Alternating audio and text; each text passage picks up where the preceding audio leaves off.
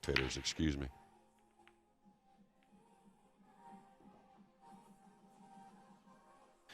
Well, after all of that, Jeremy, the breakers worked out pretty well for Thorsten Hohmann.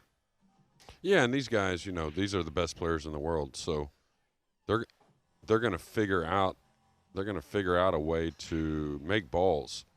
But the main thing you're going to see this week that we don't see as much of in other tournaments at times is how random the racks look, how much different the layouts are, and then you're really going to see how great these players are.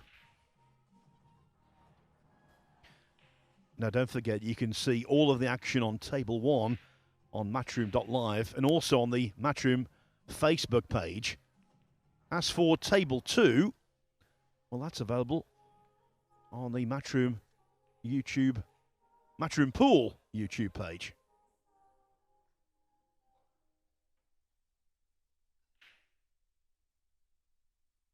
Starting off on Table 2 right now, it's Japan against Turkey. Engine Neron up against Naoki Oi, that great character. We'll keep you informed about all of the tables all of the time. When we have a scoreline to come through that's of significance, you'll be the first to know. And what you'll see with this new break rule is there'll be a class of players that it does bother at first. I hate to say it, but ooh, we'll see the tight pockets there rearing its head on that 2-ball. But, you know, some players kind of rely on the wing ball a little bit to get going, rely on, you know, what is a pretty good shot after the break a lot of times, where here it's going to be a lot more random. So it's going to be a little mentally fatiguing for some of the players. Well, you know, the top guys, I think, you know, maybe a hair of a shock to their system at first, but it shouldn't slow them down. Well, in terms of positional play, that was one of the best shots you're going to see. That was absolutely on a dime. Yeah, 128 players seated here. So I think you're going to see some considerable favorites. But the thing I'm interested to see, especially, you know, I was pretty impressed at the UK Open with a lot of the British players that I didn't know. And I think it's going to be even more so here in Germany. That's what I'm interested to see. Of course, the class will shine come towards the end of the tournament. You always figure that, but I'm really interested to see, you know, which local German players really make a run here. This looks like a very handy safety.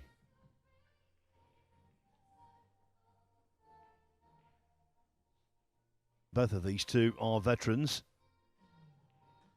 Azar, 48 years of age, but he's been representing Sweden for quite some time now, and he absolutely loves the game. He's one of those players who would play tournament pool 365 days a year if he could. Well, he's done a few things here in this first rack to get him in position to take a lead, and you know, he's a considerable underdog here. You could say that, but a good start is always what an underdog needs. Yeah, definitely an underdog. There's no doubt about that. But looking at his record, he's represented Sweden in the European Pool Championships over the years. I'm not going to say he's a no-hoper. Well, this ball overran a bit, and he's gotten a bit straight on the slick table. Really hard to get this cue ball close to the 8. A little elevated over the 9, it looks like. So big shot here to start.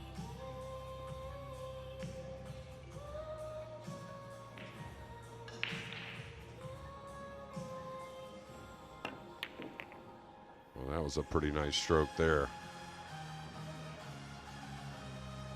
And that's what we'll see with this break, a little bit more of, with this break format, that is, a little more time at the table sometimes for the underdogs. The break's going to slow down the better players a bit. Well, that was a very interesting start, wasn't it? The man who has got so much pressure on his shoulders because he's playing on home soil, Thorsten Hohmann, Missed a ball he shouldn't have. And there were some really good shots there from the Swede, who now leads 1-0. Now, don't forget, over on table 2, you can see all of the action over there on the Matchroom Pool YouTube channel. And I can tell you, Naoki Oi took the first rack after getting ball in hand from Engin Niron. Other games currently in progress. The likes of Jani Uski, he's taken a 1-0 lead over Tobias Hurt from right here in Germany. Chris Melling is in action on table 4. He leads Yanis Chalaftis from Greece 1-0. Wojciech Szewczyk is 1-0 up on Oi Chung Chan. And coming all the way from New Zealand, great to see Matt Edwards. He leads Istvan Farkas 1-0.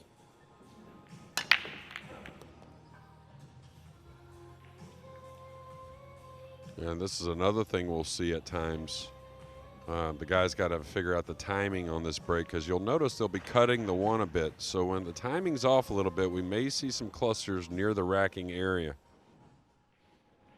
And I think Chris Melling may be a guy that makes a really serious run at this title. I think he played really well at the World Cup of Pool. He's putting in a lot more time playing 9-ball than he has in the last probably 2 years. And I think he's kind of settled, maybe taking a little pressure off himself in some of these events.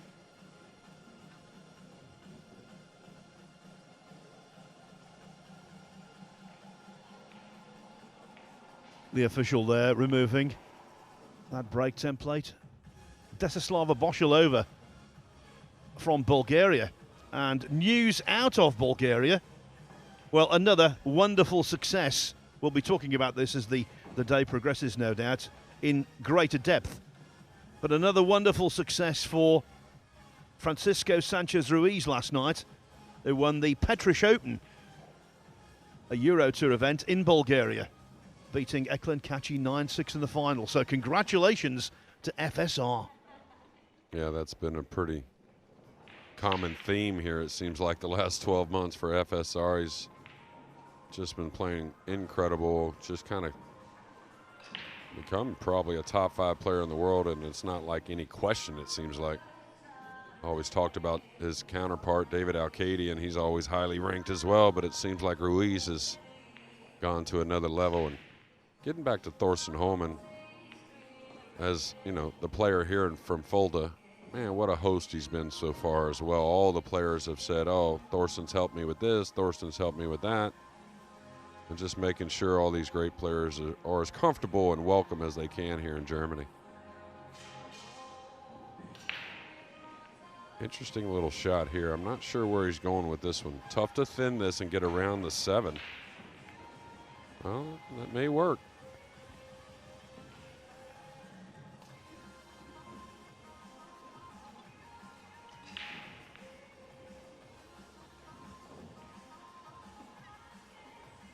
I'm not sure how much of the 2-ball. I think he has a sliver of the 2-ball here. Of course, you can see the kick shot is really brutal. Referee's got to be on top of this one with the pink 4 there.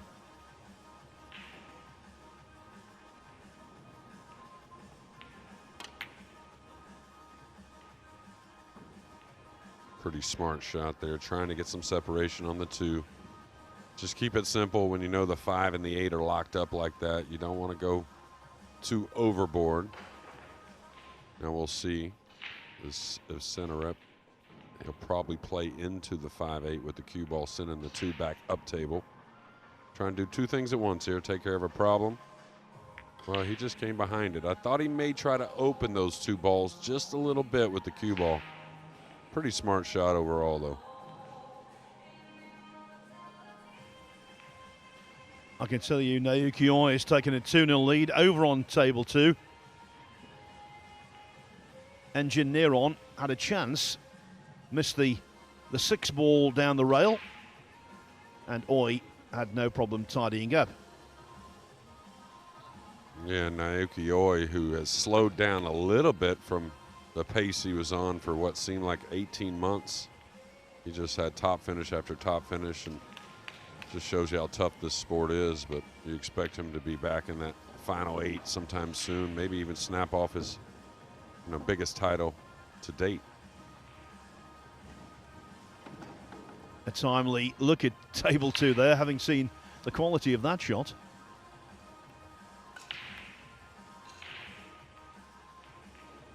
Of course, we have to stress here, Jeremy, that it's double elimination, but you don't want to lose on the first morning, do you?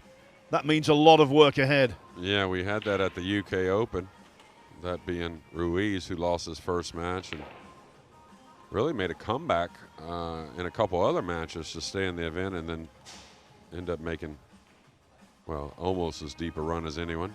It was Filler that took that one down, but it's another German we'll talk a lot about this week, I'm sure. Nice hit, and we'll see our first look at the jump cue, I believe, from either one of these two.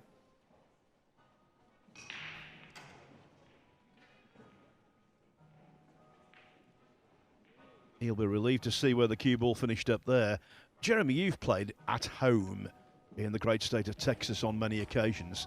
There is added pressure, isn't there, when a lot of people, family and friends, are watching and supporting? Yeah, absolutely, and Thorsten's, who kind of rekindled his career, it seems like, the last couple years. He's playing great. And to be honest with you, Thorsten's the type of player that can have a little bit of a shaky match early anyways, till he gets the timing down of his stroke a little bit. It seems like, that's just been his history a little bit. Can be a big favorite in some matches, but still have a little bit of issues early. So a lot going on with the 2-time world champion and Hall of Famer. So contact was made with the 2, but after, contact was made with the top of the 9 ball. That's why Hohmann has got ball in hand. Yeah, that's what he was worried about. He wanted to clip the 5 a little thinner and get above the 3. Definitely not elevated over the 5, but no angle to get on the 4 here, Phil. This is going to be difficult. It's going to have to take a long shot on the pink 4. And really the 5-8 is still a little covered up.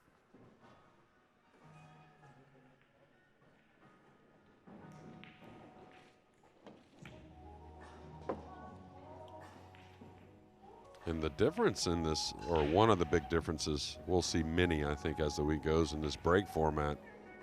Definitely mentally, but if you get behind, even though we're playing winter break, if you get behind 3-4 racks in a match, with all these great players, that's a huge lead with this format we're moving to in the 9-ball world rankings.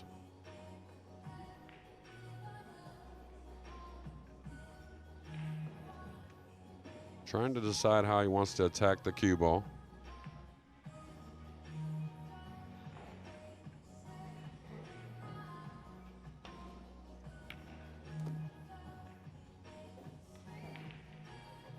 Well, he's going to get a sliver of the 5, and it's actually a cross-corner bank that he's a favorite to make. Cue ball should go around the 8, back up table for the 6. Now, this is the type of bank shot that just don't baby it. It'll slide down the rail a little bit and open the pocket from this angle. Needs a touch of left English to go around the 8. You hit it high. And that's a little bit of a safety kind of thing, 2-way shot. Got to tell you this, over on table 2, as we've said, Engine Neron is taking on Naoki Oi. Neron won the 3rd rack, so got to break in the 4th.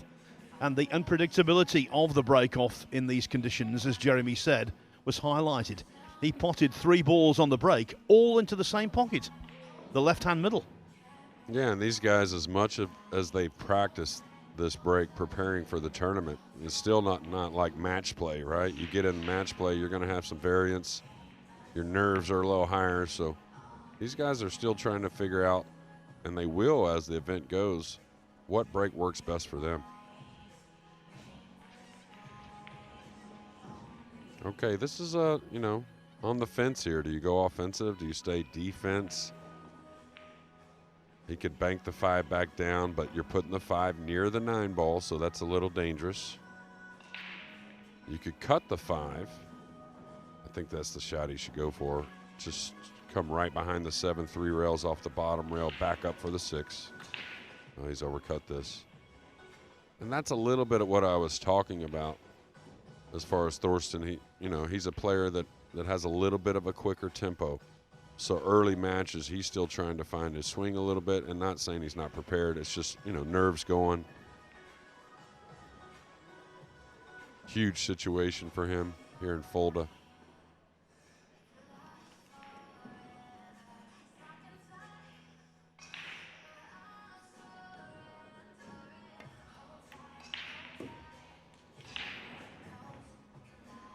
Tell you, the man from Sweden looks pretty settled, though. Now, this is falling a little awkward funny. It's a little off angle. He's got to follow 2 rails, it looks like. So he's going to take a little longer shot on the 7.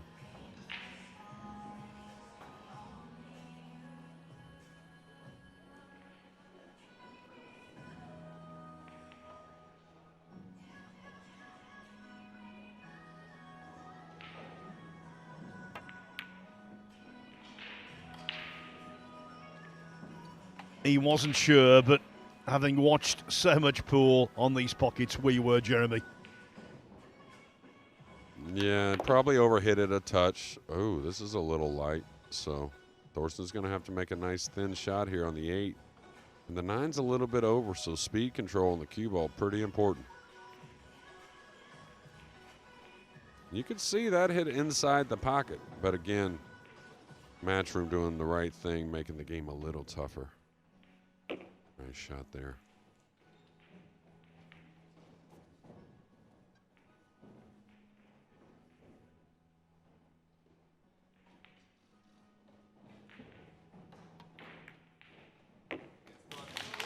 A local boy makes good in the second rack.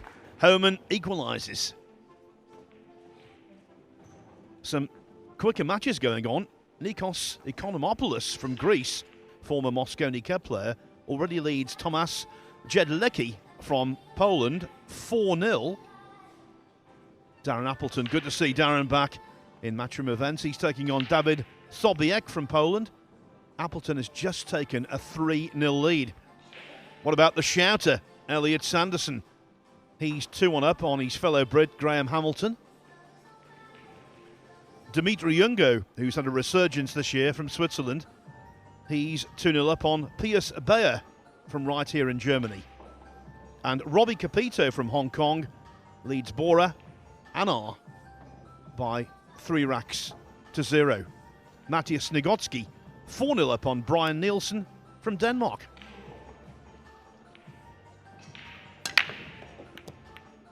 Well, so many great players you mentioned there, and it looks like Thorsten's pretty comfortable so far with this break.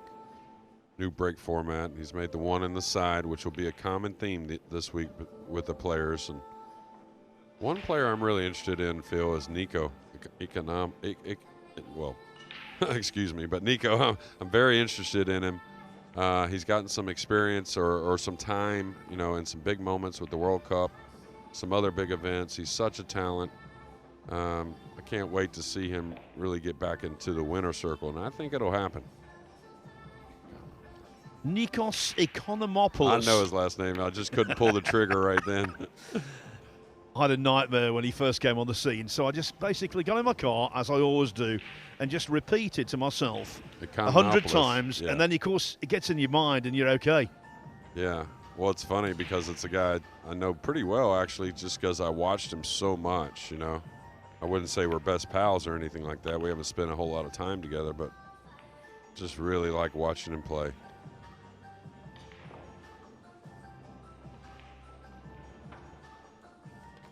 Thorsten, who, of course, a great 8-ball player, a great straight pool player, and obviously a great rotation player. Really handy cue ball.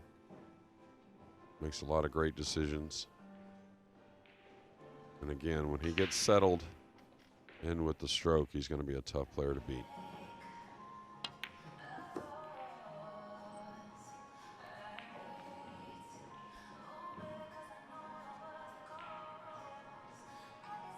like he'll just play a little short side here on the 8, I think.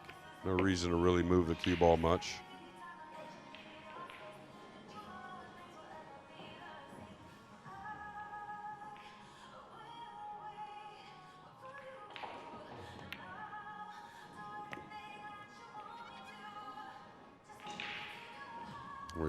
We're starting this event with 256 players. It will be a double elimination format until the final 64, where we'll go to single elimination. And you get to that stage, you really feel like you can win the event, Phil.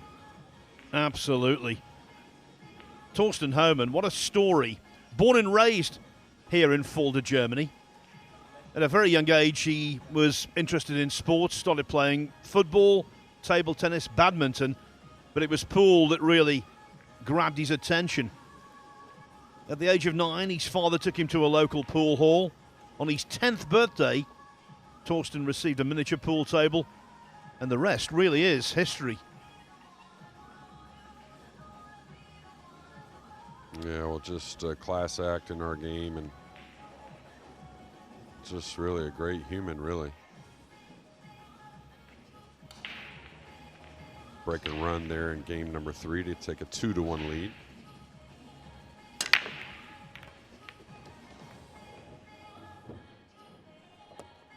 And that's another thing we'll see with the cut break, with the cue ball coming back into the rack. A lot of times we'll get some 9-ball movement.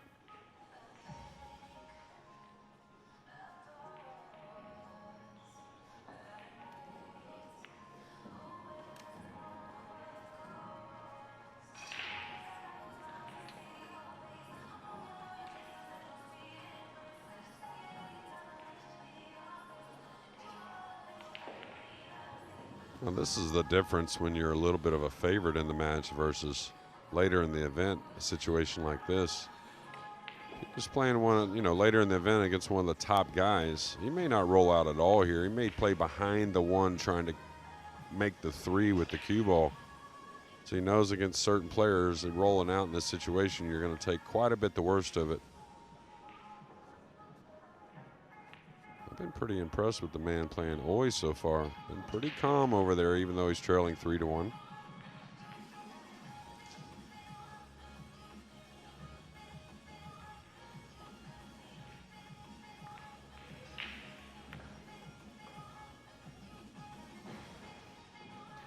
Over the years, of course, Sweden has produced quite a lot of really good pool players, most notably former European Mosconi Cup captain Marcus Shamat. Yes, we were talking about him last night, as a matter of fact. Marcus, who is a tough player, I'll tell you. Mosconi Cup player along with captain. And just a guy who played some great pool for a long time. Kind of a little surprised. I know he's not playing a lot of pool, but a little surprised that maybe he didn't enter one of these events, really. But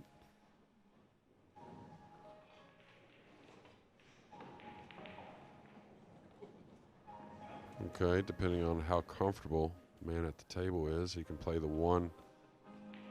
Looks like he's going to go offensive.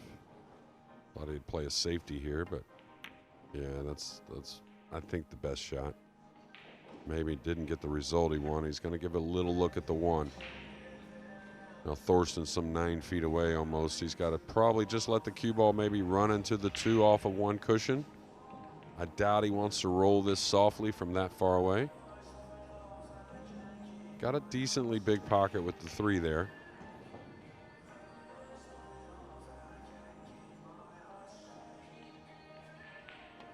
Oh, he did play the lighter side.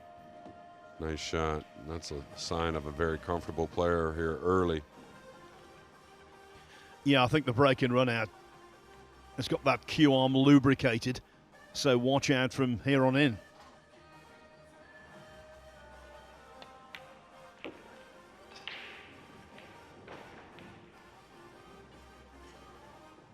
Okay, probably comes 2 cushions for the pink 4 in the right side pocket. Looks pretty perfect. Has a little angle to drop naturally onto the 5. Now here he'll want to bounce off that top rail and get way above the 5. You don't want to end up short to where you can't get easily onto the 6, and that's exactly what's going to happen here. And that's a little, I mean, it shouldn't cost him. He's going to have to cut the 6 a little bit, but he ends up another inch or two short there. That could become very tricky.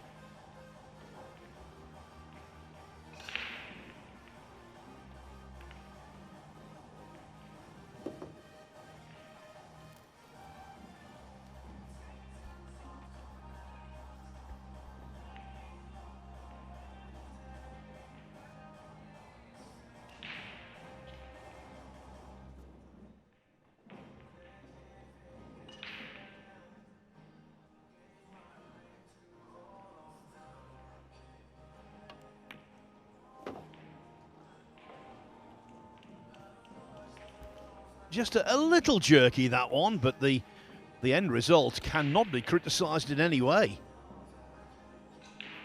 Yeah, still settling in, and seems like when Thorsten has to apply a lot of side spin is maybe when he's a little more uncomfortable, but I wouldn't say much at all.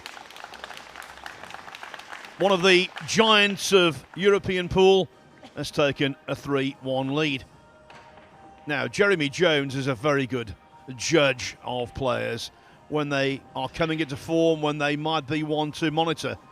Now, what about Chris Melling, your tip earlier on? He's taken a 5-0 lead over Giannis Charlaftis. 5-0 in no time.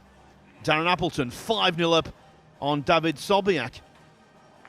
Wojciech Chevchik, 4-0 up on Oi Chung Chang. Jani Uski, 4-0 up on Tobias Hurt. And now, finally, Thomas Jedlecki is off the mark against Nikos Economopoulos.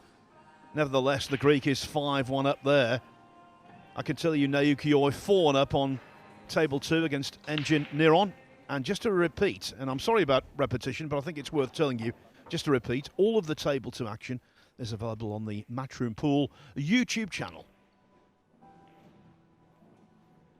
Yeah, and what you have with guys like Economopoulos, or even the guy that's at the table right now, Thorsten Hohmann breaking the balls, or Chris Melling, and they get motivated by this new break rule because they know they're going to get some opportunity at the table, right? You know, no matter who you play, if someone breaks and runs 6-7 racks and really sits you down in this format, they've done something pretty incredible.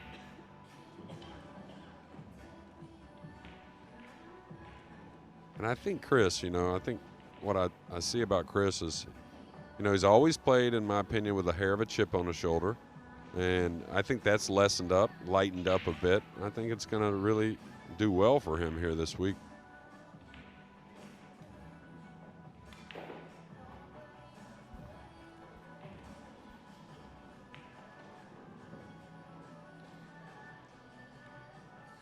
He may roll out to a bit of a tester here. I don't know.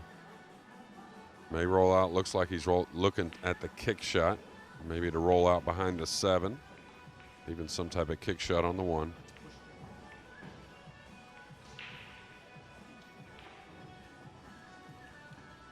Well, he's going to go back to what I said. He's going to leave a bit of a tester here. A long, straight 1 ball.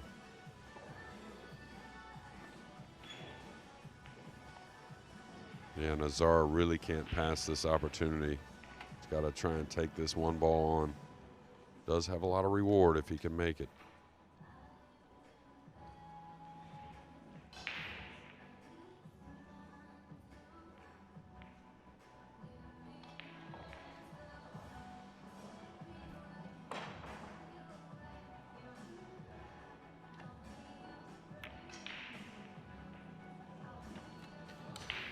Ever since that missed 7 ball in the second rack, he's not looked as potent, as happy at the table. I think that shook him because, in my mind, I believe he thought he'd potted that.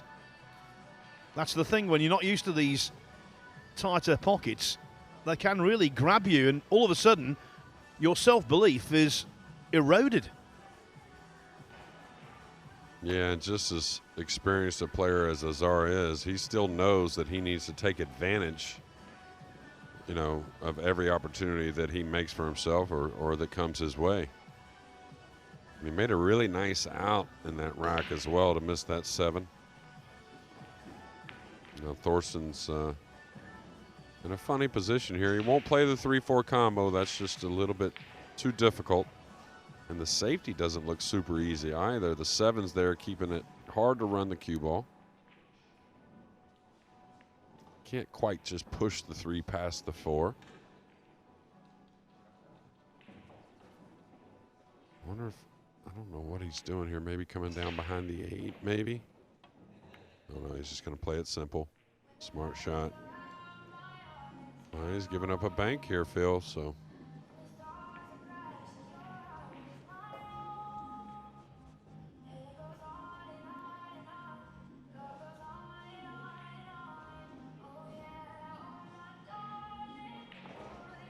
Probably takes this cross-side bank on. I'm not sure if the 4 passes the 7. It appears it doesn't.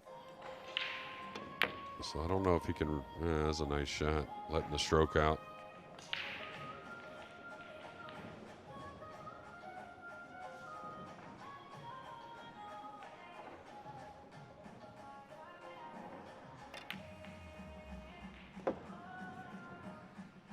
Nice shot. He'll use the 9 here to hold the cue ball.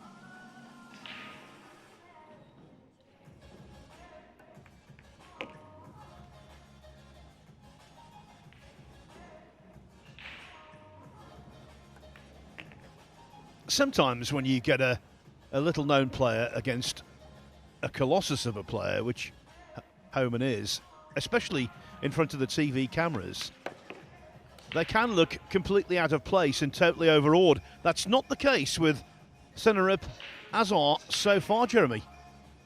No, he's really just, I mean, both of them have missed the safety a little bit, once apiece, but I mean, besides that miss on the 7, they both have a missed 7 ball, believe it or not, both of them, and he's looked pretty solid. Solidly knocks in the 9 ball, and so he trails only 3-2. So what do you make of Fulda so far? We had a day in the town yesterday. I think it's a delightful place, don't you? Really good ambience. Yeah, it's very nice. Of course, the weather doesn't hurt. It's been perfect so far, and of course, we had lunch yesterday that was very nice. Seems like the people are great. You can see that beautiful trophy that someone will hoist Sunday evening here in Fulda, and I'm looking to see more of it, Phil. Just got to get the time to do it. Yeah, you're right about the weather. It is picture perfect. I suppose for you, Jeremy, coming from Texas, might feel a little chilly after all of the temperatures you've endured. Yeah.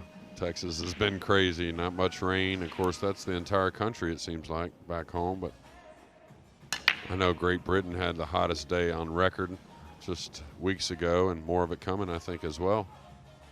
Well, we soldiered through. It was 42 degrees C, 104 Fahrenheit. And myself and 3 other commentators were involved at the Championship League snooker at the Morningside Arena in Leicester. And I can tell you, towards the end of the day, it was toasty in there. It really was. Yeah, and that's another thing we'll see a little more of this week is scratches on the break. You know, some players actually will play a head-on break, but most will play some type of firm cut break. And anytime you cut them, the cue ball's moving a bit more, so you won't see any player dodge the scratch this week, I don't think. Watch out, 8 ball. Well, a little further away from it and a little off angle, so you may have to roll this, considering where the 5's at. Looks like he's kind of dragging it in, maybe.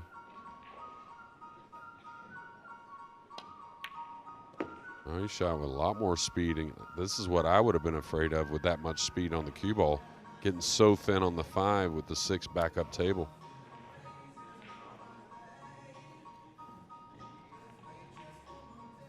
Now on the slick table, this type of shot you can hit a little thick. Oh, you hit it sweet.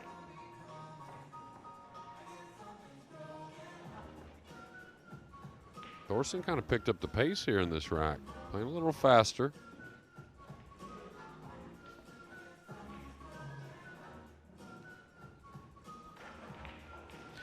No shot clock yet, of course, in the tournament, but It will be instituted from the weekend onwards for the business end of the event. 30-second shot clock it will be, as per normal at Matchroom pool events.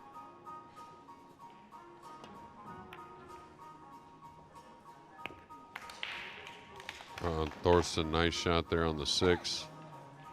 Light rub on the 8. Not really any easy position here. May take the bank on, I don't know. Now, hit a hair thick to the pocket, but at that speed, it kind of opened it up a little bit. Looks like he's playing safe. Uh-oh. Ooh, I thought the side pocket was going to be a problem.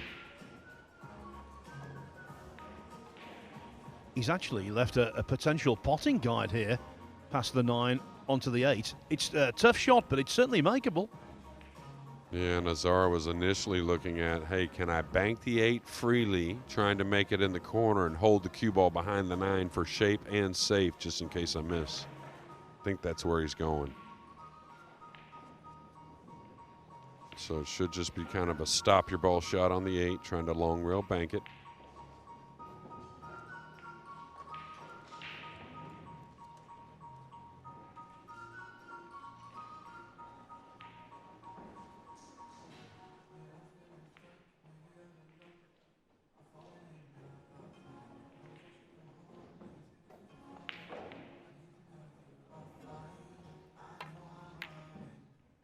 He cut it too much and he lost the cue ball.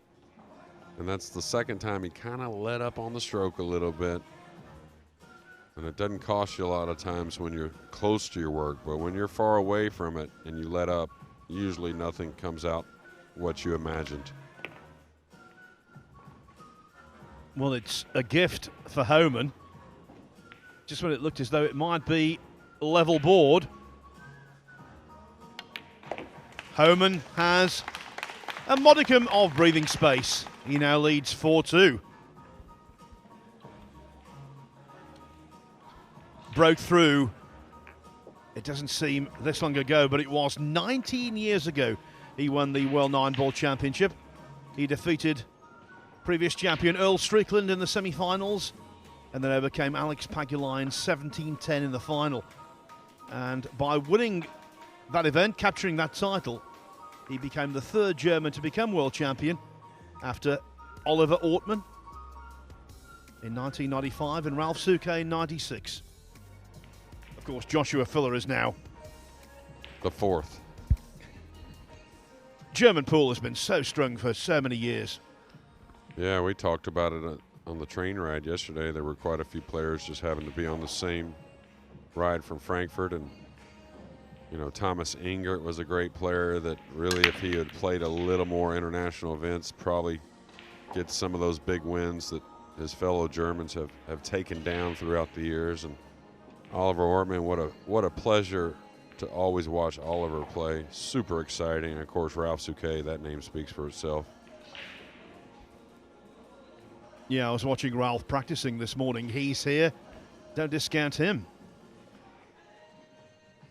Now, the 2 does play, but I think position on the 3 was really a problem with the 5 and the 7 near, so electing to play the safety.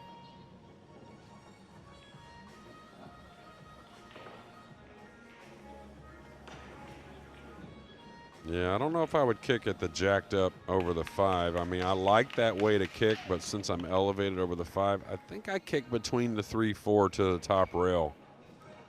Try and come at the 2 that way.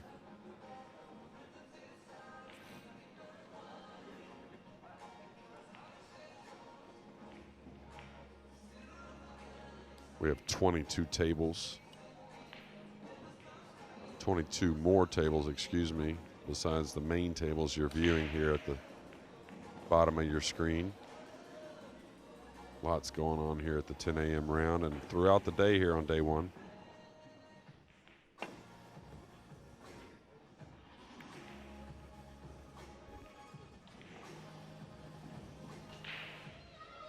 Yes, if you live near Fulda or anywhere in Germany, anywhere at all, come over. Tickets still available, and for spectators watching this live, there is so much action. It's a case of knowing where to look. Sometimes you need 5 pairs of eyes, let alone 1. Yeah, well, I expect this arena to feel as the event goes on. Pool very popular in Germany.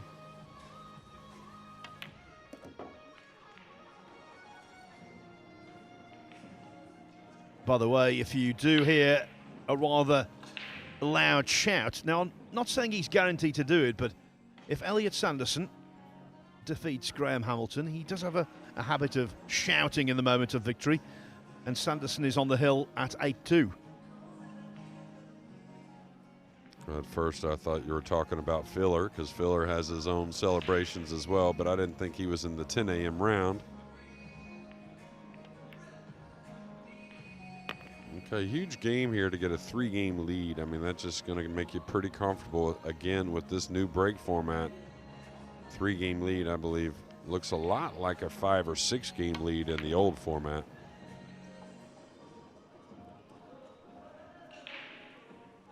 Nothing completely safe, though. We are still playing winter break.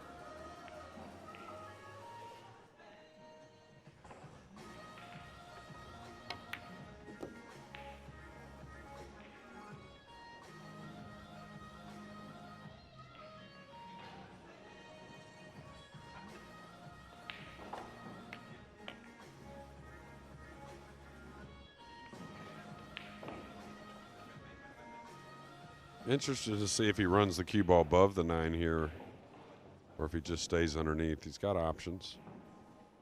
He's going to draw it. He's going to pinch it over, I think. Just keep it simple. Oh, no, he pulled it back.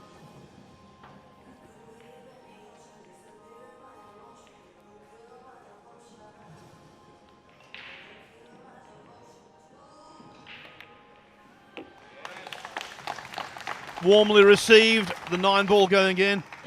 It appears to me as though class, reputation, career achievement is beginning to come into account here. Thorsten Hohmann leads now 5-2, more than halfway to victory.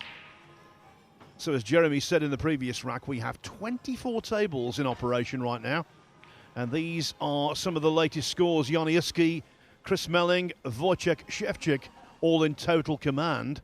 So too Darren Appleton over David Sobiek. Nikos Economopoulos is having a great time, 7-1 up on Thomas Jedlecki. Matt Edwards, I'm glad he's doing well. It's an awfully long way from New Zealand to here. Let's hope he goes deep in the tournament. Naoki Oi on table 3, but that's table 2 for our purposes.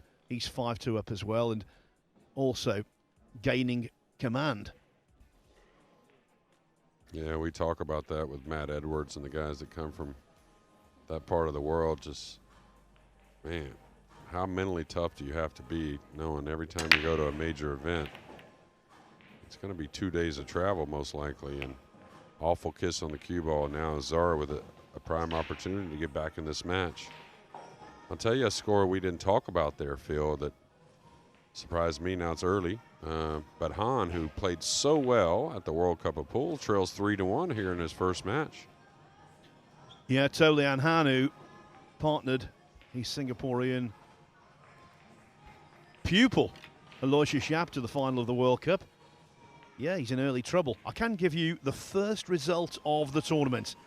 Matthias Snigotsky has whitewashed Brian Nielsen 9-0. And then the second player to record a victory, no shout, very disappointing. Elliot Sanderson came through 9-2 against Graham Hamilton. Yeah, and any of those guys that put some racks together, other players will be paying attention to how they're breaking the balls. Not saying we haven't played with a break box before in professional pool, but it's still something that you have to get used to, and you have to put a lot of reps in. A lot of variables going on with this break. They're a little thin here, so watch out for the cue ball. Made easy work there.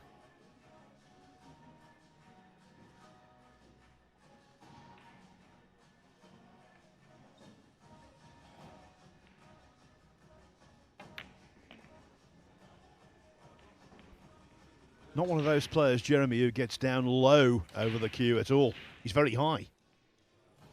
Yeah, which is kind of odd for a man that's not super tall. I mean, you usually see that a little bit more either with a little bit older players or some of the bigger size guys. We do have a few ladies in the event as well. Can't forget about them. Is he going somewhere with the cue ball? Is he just trying to ease it in? Okay, depending on many rails here for positioning, I'd say pretty darn good job.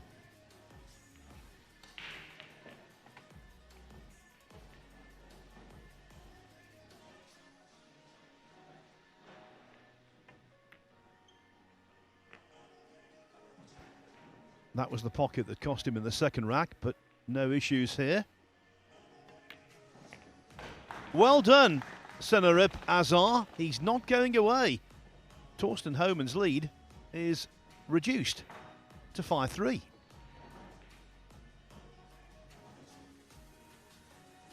Yeah, there's differences of opinions with this new break rule as far as, you know, how's it really going to play out in the tournament. But I think a lot of the top players make it to where think that, you know, some of the lesser players, and not taking anything away from those guys, but the underdogs, you might say, have a harder chance of winning with this break rule because they're going to have to play some incredible pool to put racks together.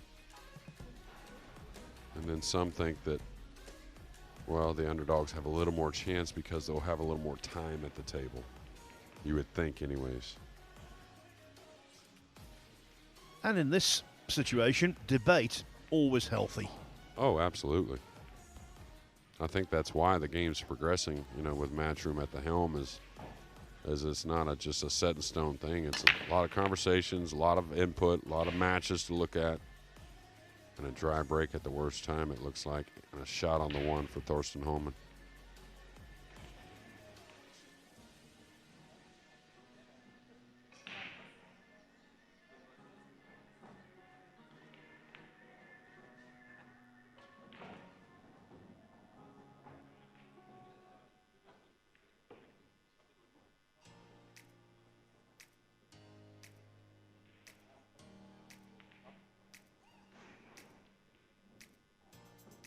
A little straight from some distance, though, so he'll have to put some speed into this one to get shape on the two. 3 back down table. Oh, super stroke there.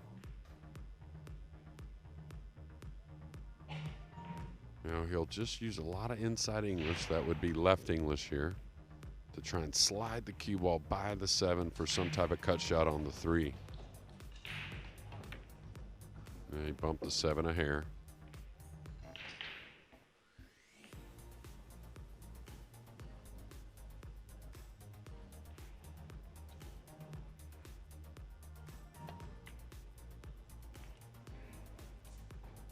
A very unexpected miss, and that's one that has shaken him, you can see.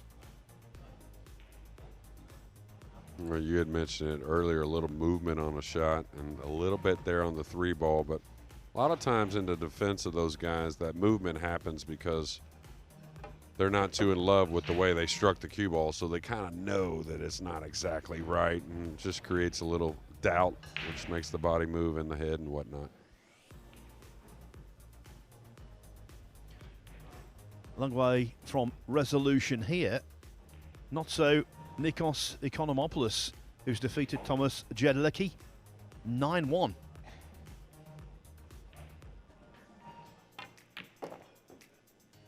And, of course, Nico, his opponent, wasn't one of the top Polish players, but you know anybody coming from Poland in this event can play, so a nice opening win.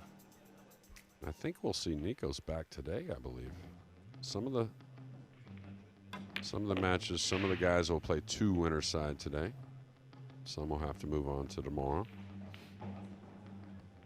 Yeah, also mission accomplished in his first match. Darren Appleton, who beat David Sobiek 9-2. I believe it was another Polish player, correct? Yeah. Yeah, good result that. Yeah. We should have a 1-game scenario here in just a few shots.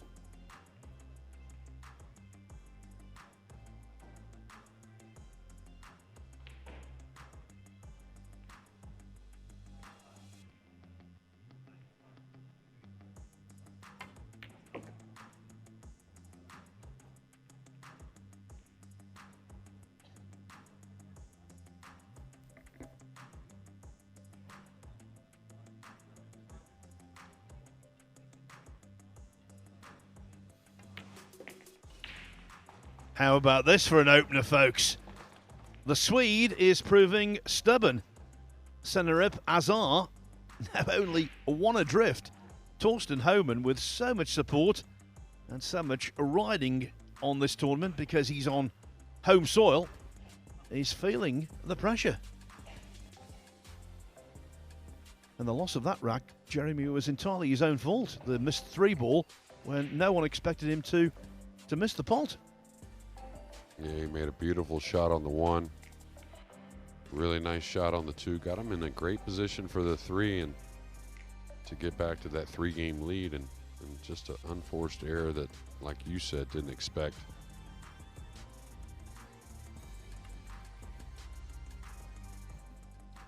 Okay, then it's our first morning.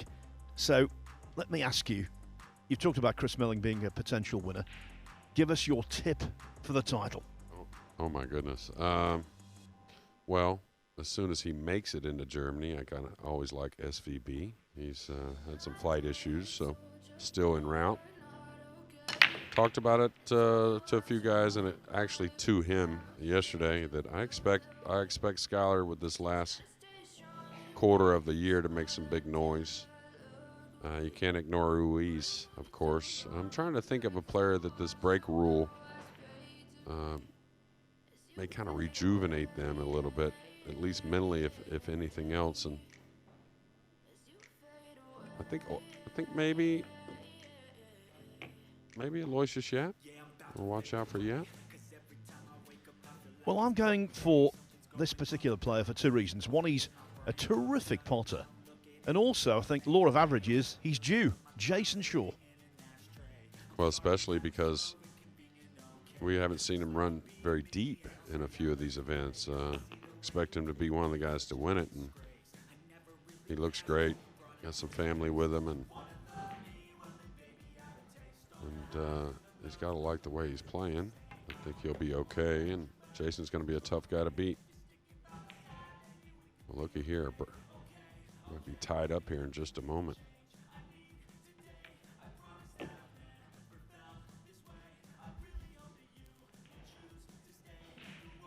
So many greats, Phil. It's hard to pick. I mean, easy to pick a filler, easy to pick a Ruiz, I guess. There's in stroke, but I think we're going to see a little something different this week.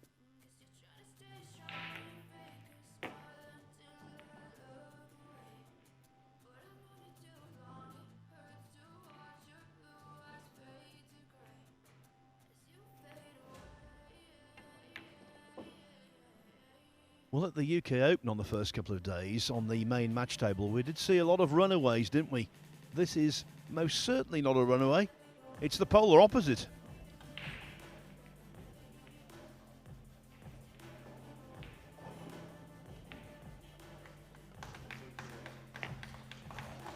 Senharip Azar. He's not got the same reputation as Thorsten Hohmann, not by a million miles. And yet, this match is all tied up at 5 racks each. Great story to get things underway. Other scores for you. Jani Uski from Finland. 7-1 up now on Tobias Hurt. Chris Melling on the hill at 8-3 against Giannis Chaloftis. Also on the hill, Wojciech Szewczyk. He's on the verge of a whitewash against Oi Chung Chan. These are all of the latest scores coming through. Robbie Capito from Hong Kong, 6-3 up. And how about that? Right at the bottom, another 9-0 whitewash for Can Salim from right here in Germany against Abdul Fattah Jama, a.k.a. AJ, apparently. That's what it says on the official scoring. Well, Can, I spoke with him last night, and he likes where his pool game's at.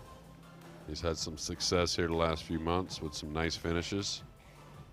And a super talented player, I'll tell you. He's kind of a sneaky player that a lot of players may overlook. Other wins to tell you about for Mohamed Soufi against Mikhail Olach, 9-2, and Dimitri Yungo, 9-0 over Piers Bayer.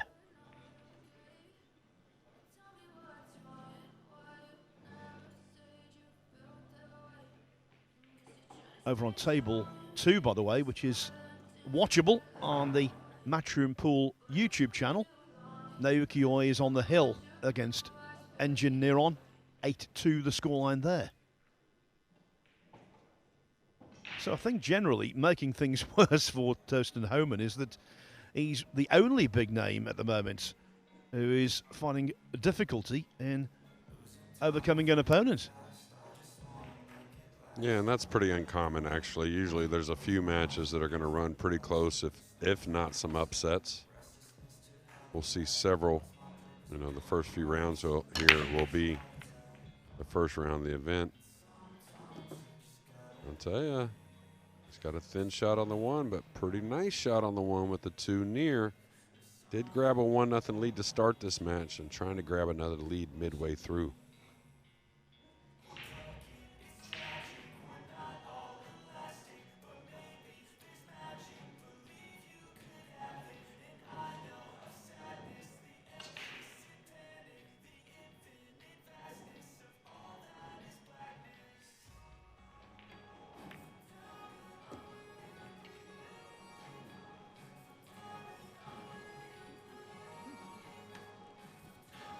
Now, I was telling you that Naoki Oi was on the hill. Now he's just 3 balls away from victory. You were very observant earlier, Jeremy. I think he is playing with a lot more freedom these days, and that's certainly been the case in this match. Yeah, I love watching that guy play. He's so much fun, and, you know, his character, right? You know, being a character, and he's got plenty of character. But that was talked about with Oi for many, many years, his interviews and whatnot. So fun-loving, and but really starting to show it a lot more on the table these days. And he's going to have a huge win here in the next, I don't know how soon. We don't know, but pretty soon, I would think. Naoki Oi playing to the crowd at the end there. He defeats Engine Neron from Turkey 9-2. I'll tell you, if you're paying attention to table 1, Azar, I don't know his game, but I can tell when someone's settling in, and that's exactly what's happening here.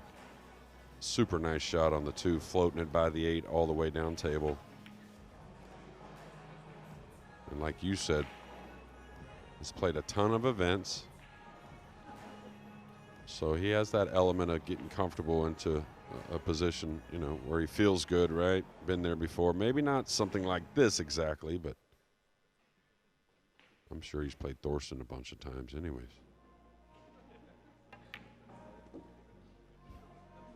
But I think the impressive thing for me, we see so many players who melt in front of the TV cameras, and he's not one of them. Not yet, anyway. Yeah.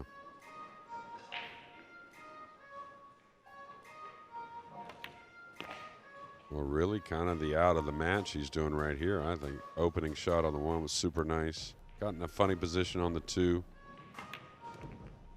Hit it really clean at a light speed, which is hard to do. And now in a great position on the 8 to get easily onto the 9. And like I said, take that lead at 6-5.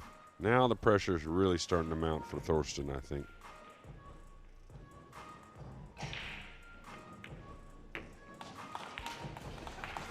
What an interesting story this is. Senharip Azar. He is not a lamb to the slaughter in any way. He's 6-5 up. Thorsten Hohmann, playing on home soil, has got an awful lot to do to stem this tide. Yeah, and really the first offensive shot after the break, I think, in the last rack, and he took full advantage.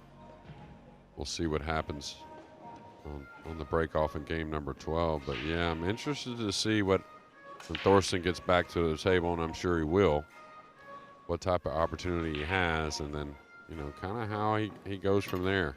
That 3 ball that he missed was huge. I don't think we can overstate, and we've mentioned this before, Jeremy, but I think it's worth briefly exploring again. When you play on home soil and there's all the eyes on you and all of that added expectation, it really is, some people say it's a good thing, but it can be very distracting. Yeah, and I think it can be very extreme one way or another is the main point. You know, it can be, if things go in your way, it can be like the best home court advantage you could ever imagine. But if you start to struggle a little bit, a little doubt in the mind, it can add pressure, that's for sure. Now another tough shot on the opening ball after the break. But if he gets this down, he's got a good chance to extend that lead.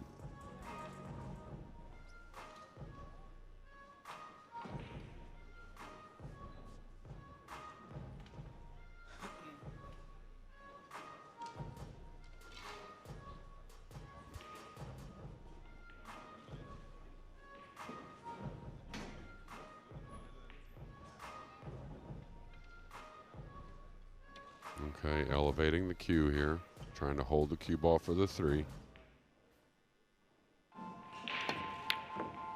Wow, hit it pretty well overall.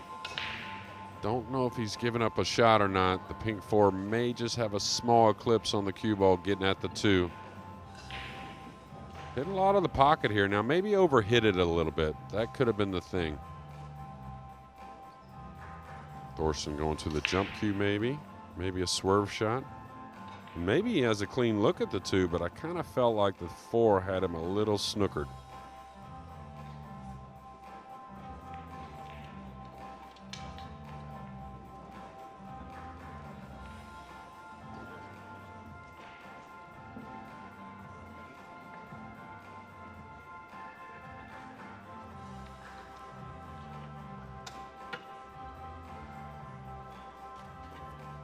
Just to keep you right up to date, we've just received the news that our second match here on Table 1 today on the stream is not going to be Albin Aushin against Sandor Kont. It will be Aloysius Yap of Singapore, World Cup runner-up recently, up against Noel Ben Said from France. All right, he's got to put a little draw into this. Yeah, he was trying to actually go forward with the cue ball. Pretty nice shot there. Making the 2, I think, you know, that's something he was supposed to do in that regard, even with the jump cue, but trying to get some type of position on the 3, that was pretty nice. Now the 3 does bypass the 8.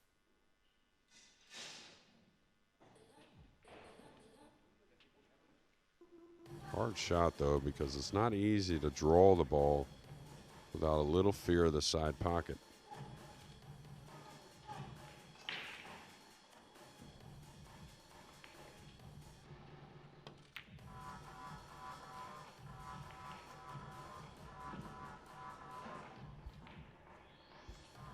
Well, it's that 3 ball again, and it's also jumpy again. History repeating itself. Yeah, I talk about it all the time, and I've dealt with it many times. And you know, me and Thorsten's technique is a little different.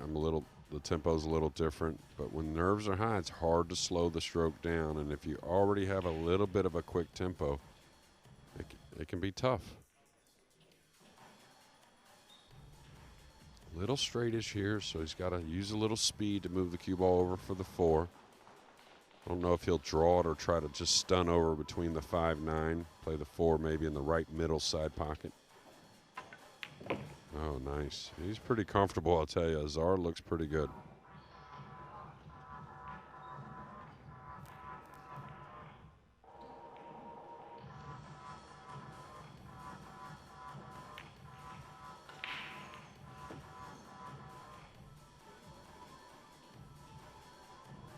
He'll just lay on the bottom rail here a little below the 6. That way he can naturally come up table for the 7 in the upper right. 8's near. So as long as you stay off the rail, you don't have to get like a big angle on the 7 to really work the cue ball. So I wouldn't get to where have any kind of missable shot on the 7. That's actually pretty ideal.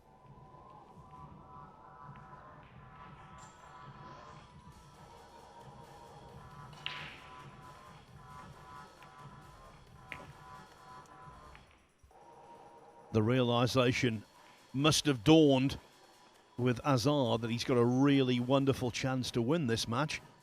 But so far, everything is holding up. Yeah, he's a little off angle here. And if he stretches over the side of the table, I'd rather, yeah, I like this better coming from the back end. When I stretch over the side here, you have a tendency to punch the ball a little bit more rather than really draw the ball. Oh, that was nice.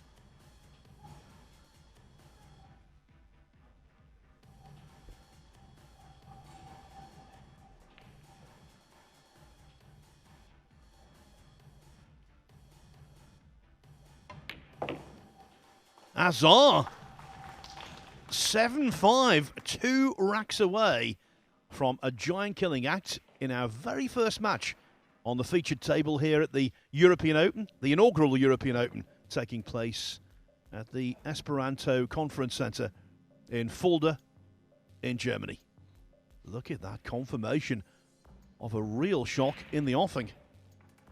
And as you guys say over here, that's 5 on the spin, I believe. He was trailing 5-2.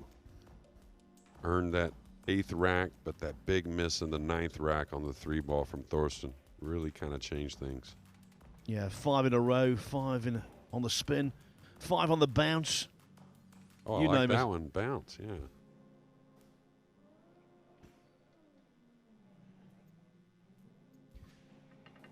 What a slow match is taking place on table 12. Clemens Eber from Germany is 4-1 up on Tolian Han. That match significantly lagging behind all of the others. Must have been some really messy racks. Yeah, and that's what I was talking about earlier. Some of the players are still trying to figure out the break. The thing about the cut break, of course, we're playing a forceful break, but if you overhit them when you're cutting them, right, cue ball's in the air a little bit, you don't get much energy into the rack, so you can get a lot of clusters. So there's that fine, kind of timing you have to tune in. The 1 ball leaking towards the corner. It doesn't look like it's going to go, but I think the 3 and the 5 are in the way for Thorsten, so things have really changed on the German here. Very difficult rollout situation with the 1 over the pocket.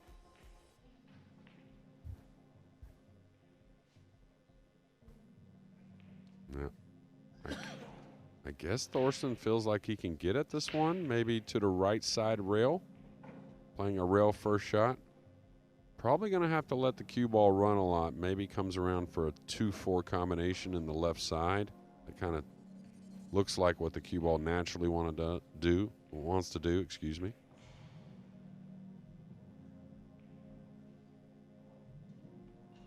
Yeah, this will be the long right side rail with a lot of left spin. Needs to catch the 1 pretty thin to run the cue ball. Oh, that's too thin, Phil, and things have come apart a little bit.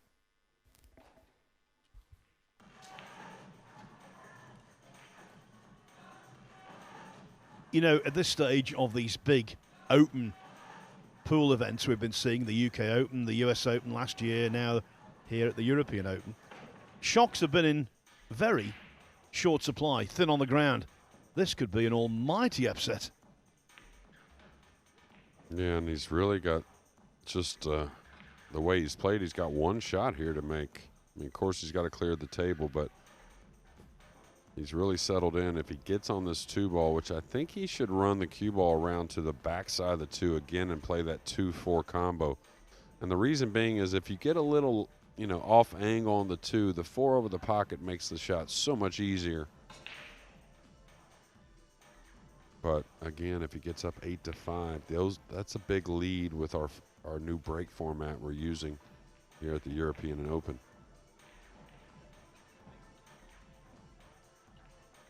I liked what he was doing. It looks like he's kind of questioning maybe his gut instinct here.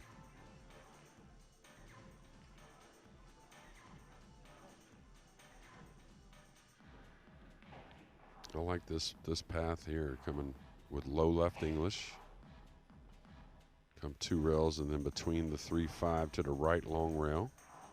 He's just hitting a little left, no low really. Is he going to catch the 3? No. And this is what I mean. Watch, he's going to get a little thin here. And I don't know if the 2 passes the 3, but with the 4 over the side, this makes, a very playable combination, even though it's not easy. And now it looks like the 2 passes the 3. The way Azar is sizing up the shot. The mouth a little drier, the palms a little more sweaty. The heart fluttering a little more violently.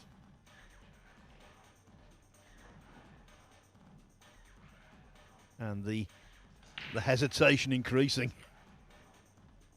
Well, one thing that's been a big benefit to him in this match, for the most part on the tougher shots, he's kind of simplified the shot. Didn't try to do a whole lot with the cue ball.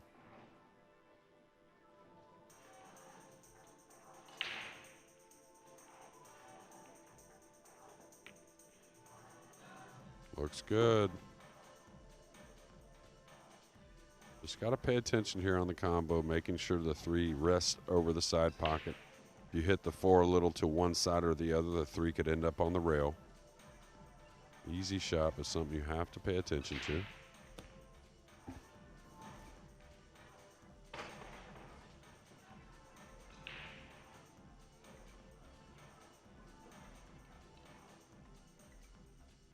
I must say, yes, Hohmann's made mistakes, but I really have been impressed by his opponent.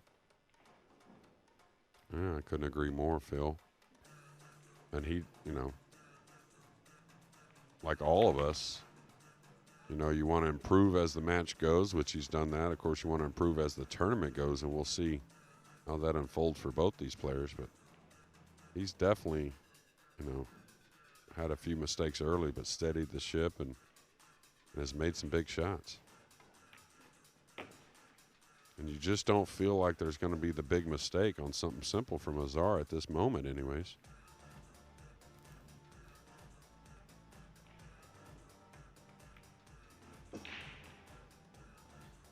What I've liked with Azar, he's kept things in a very simplified form, hasn't he? He's not tried anything outlandish. He's played well within himself. And as the match has gone on, he's making fewer and fewer mistakes, whereas his opponent seems to be making more.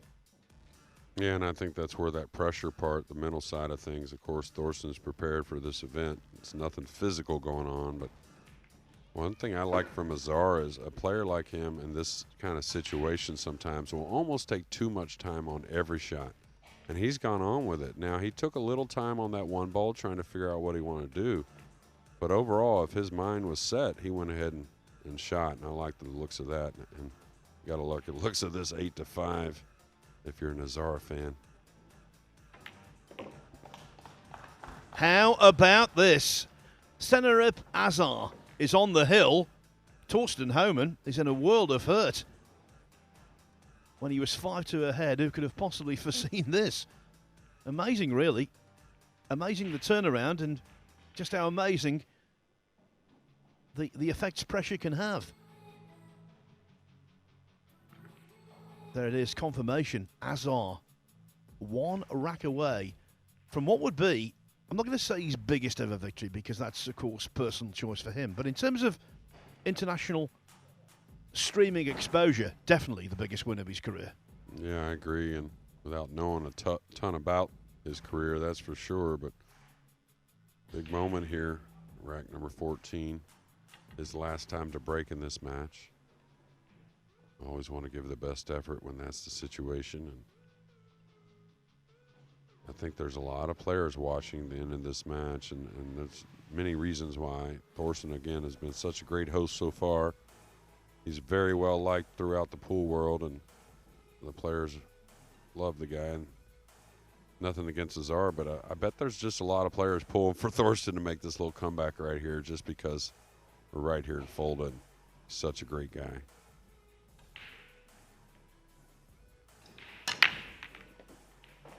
Oh, well, looked like it was going to be a really nice kiss on the 2 ball. Ended up not so much. Probably pushes out maybe somewhere near the 5 here, maybe pocketing the 5.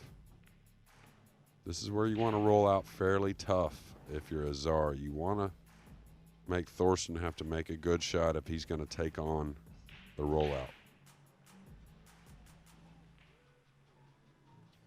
While the contemplation is going on, I can tell you Chris Melling is over the line. He's beaten Yannis Chaloftis 9-4. Yanni Uski also winner 9-1 over Tobias Hurt.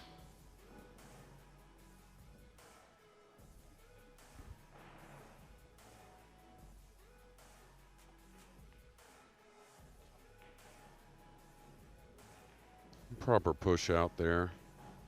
Don't see much offensive. Probably clips this and tries to run the cue ball. It could kick behind the 2, trying to play the 2 up behind the 6 maybe. And he passed this shot. I'm not saying totally surprising. A little bit maybe. And maybe a little more than a little bit surprising, to be honest with you. You could bank the 2 over by the 6 using the 6-9. Kind of run the cue ball up this right side rail. Now you have to have good control on the speed. And of course the hit on the 2 has to be fairly accurate. But I'm surprised he passed it so quickly. Not so surprised he passed it. It looks like he's kicking behind this. A little soft spin, a little soft right English. That's a little bit the shot I was considering if I'm Thorsten. And not a bad play from Azar.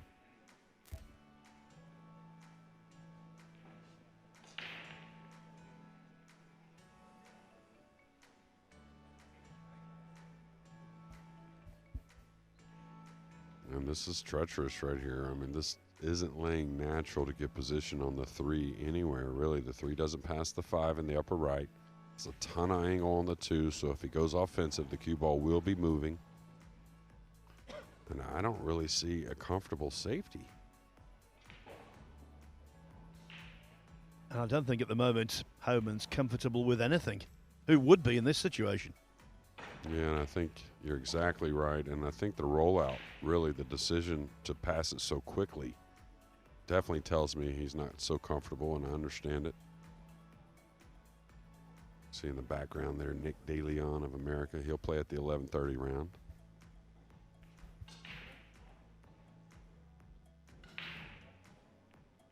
Really don't know what the shot is. It looks like he's trying to bank the 2 back between the 3-9, maybe. That's the only thing I could see. He's caught it thin. Gonna need some help. Got a little bit. But you're gonna see Azar attack, trying to win this match right here. He can bury this 2 ball, come away with something on the 3. The layout's not too tough. I know it's first round, but considering the opposition, this is one of the biggest shots of his life.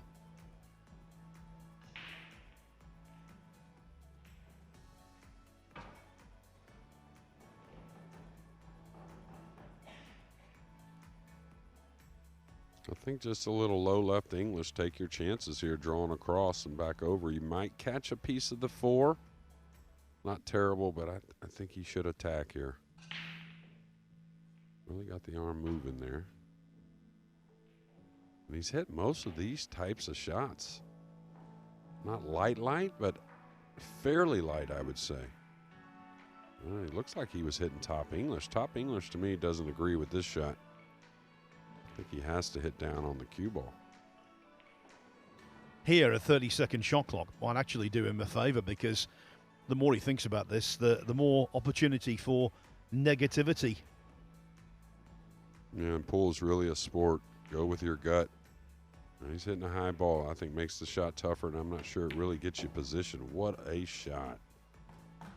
I'll tell you what, if he gets out here, he has definitely earned this win. Well, any highlight reel from day one has to include that shot. Simply brilliant.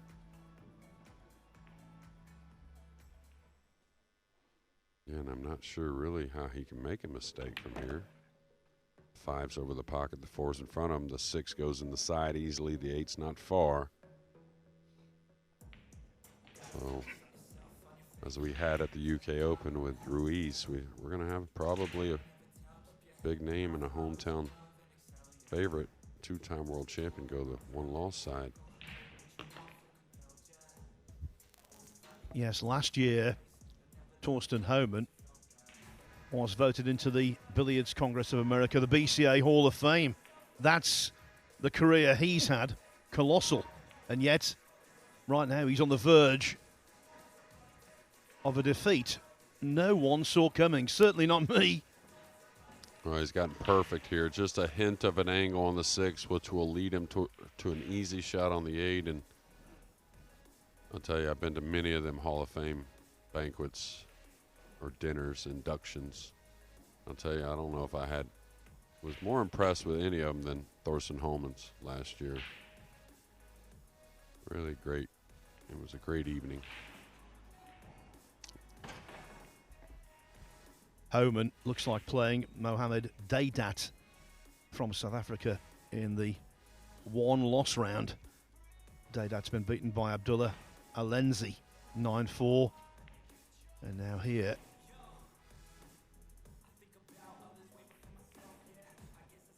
just the 8 and 9 ball between Senharip Azar, and a victory that gets this tournament underway in the most intriguing fashion. That's a confident sign, drawing back underneath the 9.